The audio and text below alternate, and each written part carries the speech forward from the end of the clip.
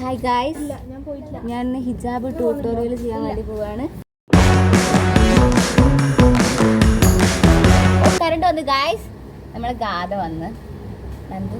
അപ്പം ഞാൻ ക്ലാസ്സിൽ പോകുമ്പോഴല്ലേ നമ്മളെ യൂണിഫോം ഇങ്ങനത്തെ ഒരു സെറ്റപ്പ്. നന്ദു നിന്റെ യൂണിഫോം കാണിച്ചു കൊടുക്ക്. ഇതാണേ ഇങ്ങനെ ഉണ്ടാവും. നന്ദു നിന്റെ കുട്ടപ്പലൊന്ന് കാണിച്ചു.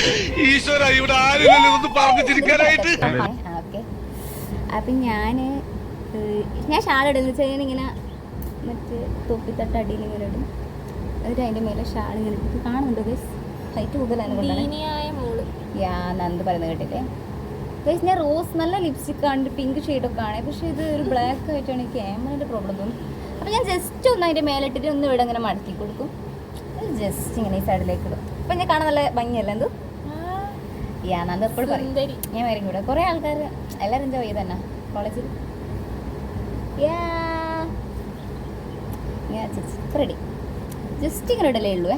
ഐ ഡി കാർഡ് എന്ന് വെച്ചാൽ വലിയ ചക്കപ്പൊളി, വലിയ ഐ ഡി കാർഡാണ്. നമുക്ക് എൻ്റെ പിക്കൊന്നും കാണിക്കില്ല നന്ദു. ഞാൻ ആരാ സുന്ദരി എന്ന് പറയണം.